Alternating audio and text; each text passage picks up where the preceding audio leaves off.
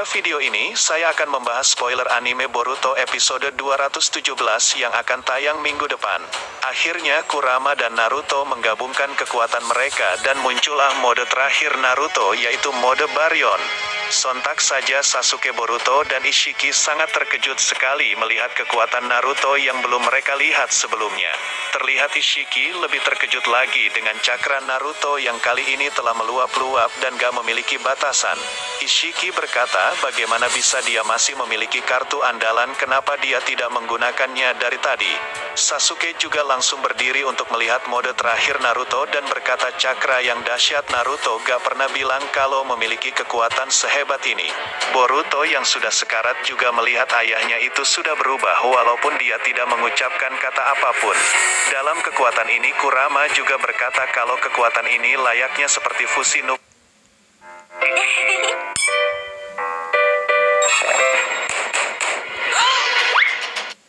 nuklir yang prinsipnya mirip dengan matahari yang menghasilkan energi, dan cakra Kurama berfungsi sebagai kenel yang menghasilkan energi baru yang sangat berbeda sama sekali.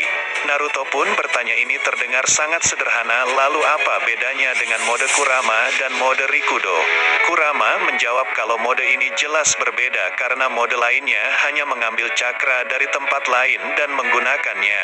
Tapi ini adalah binatang buas yang berbeda dan sebagai bahan mentah untuk menciptakan energi cakraku, dan cakramu akan dikonsumsi sampai salah satu dari hidup kita lenyap.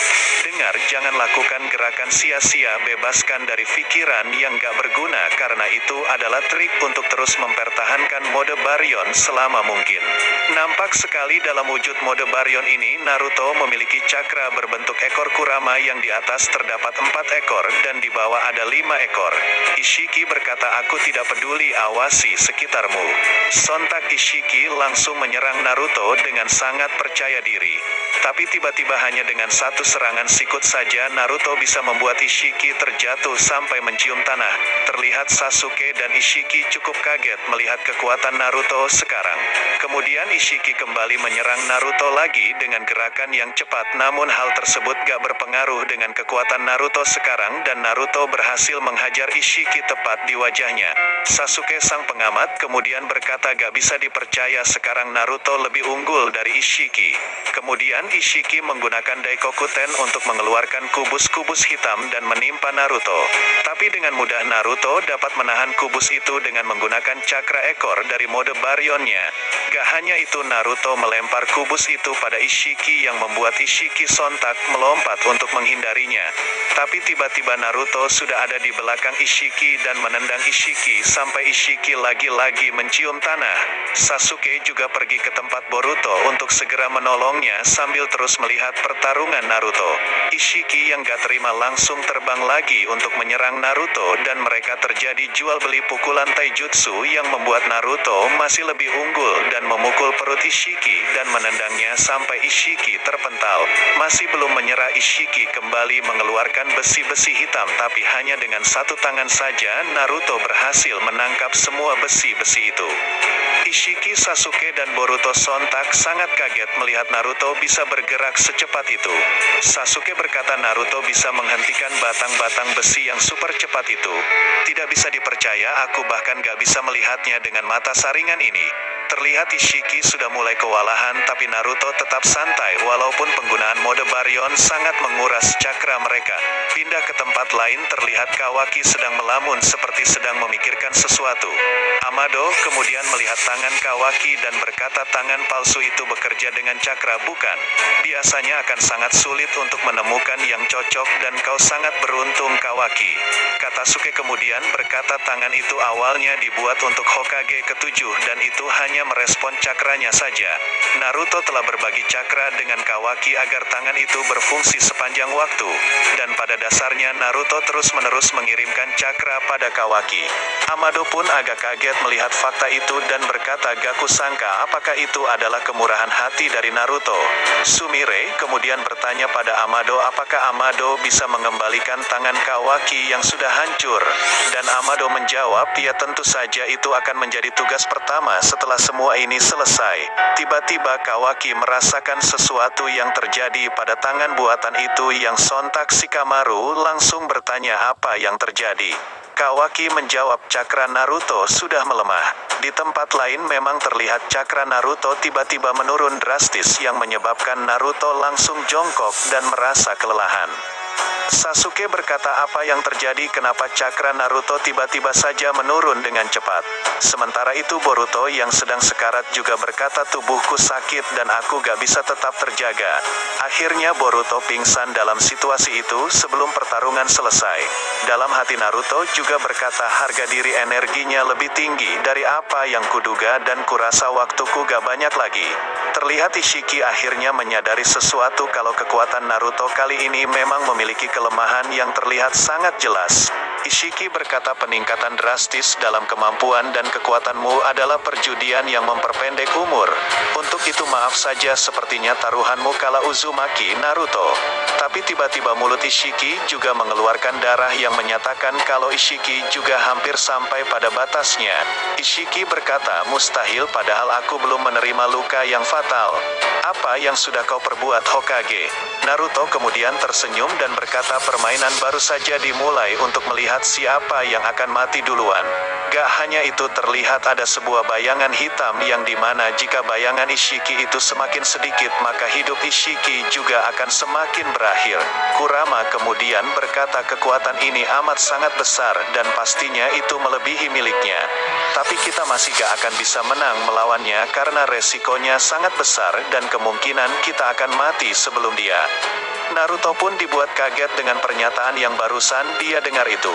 Kurama kembali berkata tenang saja, biasanya itu yang akan terjadi tapi keadaan di sini berbeda dan karena itulah aku memilih cara ini. Kau lihat efek samping yang memperpendek hidup kita adalah kuncinya. Karena semua cakra terhubung dan kekuatan yang sama ini muncul dari potongan-potongan hidup kita. Akan tetapi kekuatan ini juga akan memotong kehidupan Ishiki jika kau bersentuhan dengannya. Maka dari itu Naruto langsung menyerang untuk memotong semua kehidupan Ishiki. Sementara itu Ishiki yang kaget juga berkata mustahil masa hidupku menyusut secara drastis. Setidaknya aku punya waktu sekitar 20 jam bahkan lebih, tapi kenapa sisa hidupku kurang dari 30 menit saja? Kurama pun melanjutkan perkataannya pada Naruto, yaitu jangan pikirkan untuk mengalahkannya tapi fokus pada lancarkan serangan seperti petinju yang mengincar menang dengan keputusan, potong terus masa hidupnya sebelum masa hidup kita habis. Naruto pun menyerang Ishiki dengan bertubi-tubi untuk menghabiskan semua sisa hidupnya walaupun kali ini Ishiki sudah bisa mengimbangi kekuatan Naruto.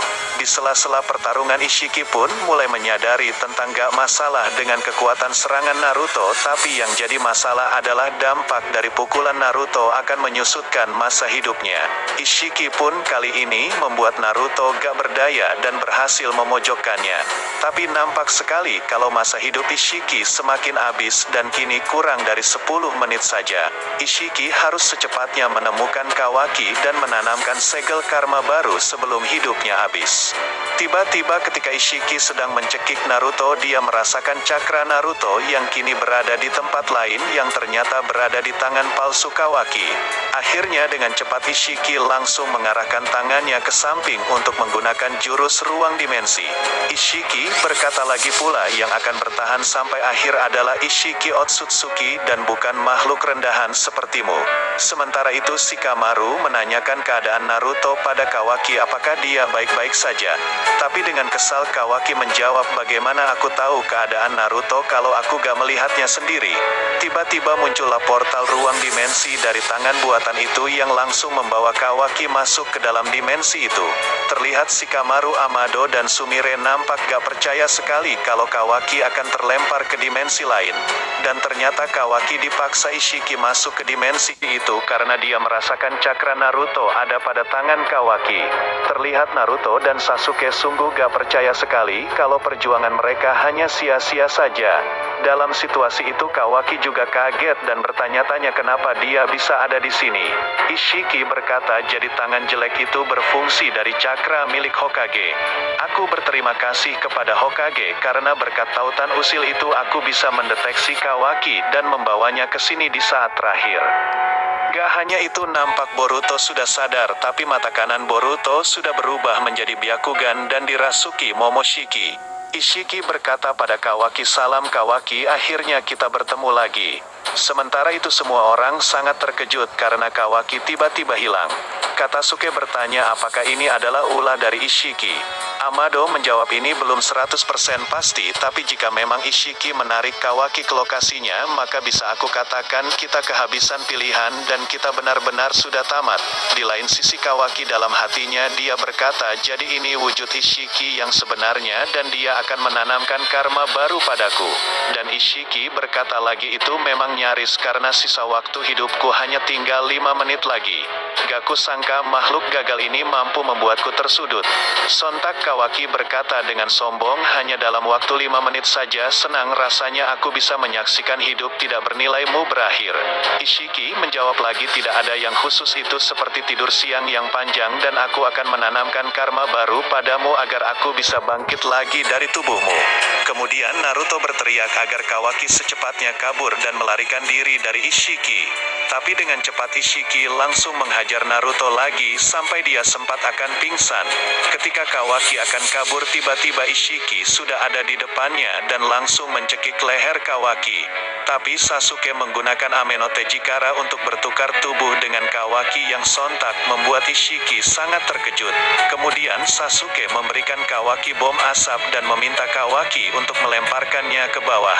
Alhasil setelah Kawaki melempar ke bawah bom asap itu membuat Kawaki bisa kabur dan Ishiki gak bisa mendeteksi asap dengan mata Byakugannya karena asap itu ternyata gak bisa ditembus Byakugan. Ishiki pun terbang ke atas untuk melihat posisi keberadaan Kawaki, tapi tetap saja Kawaki sudah menghilang. Akhirnya Ishiki berteriak dan memanggil nama Kawaki dengan sangat keras dan mengancam jika Kawaki gak keluar maka dia akan membunuh Naruto. Dengan serangan yang keras Ishiki menginjak tubuh Naruto sampai dia diperlihatkan akan segera mati dan Ishiki terus mengancam agar Kawaki segera muncul di hadapannya. Sementara itu Kawaki yang sedang bersembunyi memikirkan masa lalunya dengan Jigen di mana dia terus disiksa dan gak diberikan kebebasan. Dan di lain sisinya Kawaki juga mengingat kenangannya dengan Naruto yang dimana Kawaki dianggap sebagai keluarganya. Maka akhirnya Kawaki pun keluar dari tempat persembunyiannya dengan tatapan yang cukup serius dan membuat semua orang sampai terkejut. Ishiki yang senang langsung terbang ke arah Kawaki dan sempat menyerap bola cendol api dari Kawaki dan langsung memeluknya. Ishiki berkata, apa yang kau lakukan? Kau pikir dirimu itu ninja dan nyatanya kau gak akan pernah menjadi seorang ninja selain kehidupan yang akan dihancurkan menjadi wadahku. Kawaki menjawab kalau Naruto sudah mengajarkannya banyak hal yang tadinya hidupku hampa, kini aku mempunyai alasan untuk tetap hidup. Dunia tanpa Hokage ketujuh gak ada artinya buatku dan lebih baik aku mati jika gak ada Hokage ketujuh di dunia ini. Ishiki pun berkata lagi, gak masalah, lagi pula kau hanya seorang wadah. Alhasil Ishiki langsung mencekik leher Kawaki dan menanamkan karma baru kepadanya. Dengan sangat senang Ishiki pun tertawa dengan sangat keras dan mengatakan kalau dialah yang menang dalam pertarungan ini. Setelah itu tangan Ishiki tiba-tiba mulai hancur dan dia berkata kalau masa hidupnya sepertinya sudah habis. Tapi setelah karma baru tercipta Ishiki bisa tidur dengan nyenyak sampai di mana dia akan bangkit kembali. Ishiki juga memuji kekuatan Naruto dan Sasuke karena dia bisa bertahan sampai bisa memojokkannya seperti ini. Tapi tiba-tiba karma Kawaki kemudian menghilang dari tubuhnya yang membuat Ishiki kaget kenapa itu bisa terjadi. Kawaki asli pun muncul dari samping Ishiki dan berkata kalau karma yang dia tanamkan hanyalah klon Bunshin saja, itulah taktik dan rencana dia sebelumnya. Menurut Kawaki, Ishiki itu sangat bodoh karena dia telah dibodohi oleh wadah dirinya sendiri. Kemudian Kawaki melompat ke arah Ishiki yang saat itu Ishiki sudah hancur menjadi abu.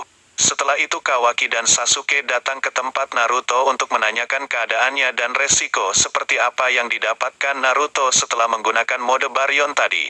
Ketika Naruto akan mengatakan hal yang sebenarnya, tiba-tiba Boruto datang dan langsung menusuk Rinnegan milik Sasuke dengan sebuah kunai. Terlihat muncul tanduk pada kepala Boruto yang menandakan kalau tubuhnya saat ini sedang dirasuki oleh Momoshiki. Dan dengan begitu Rinnegan Sasuke rusak dan mengakibatkan mereka harus menyadarkan Boruto kembali. Nah, itulah dia spoilers anime Boruto episode 217 bahasa Indonesia.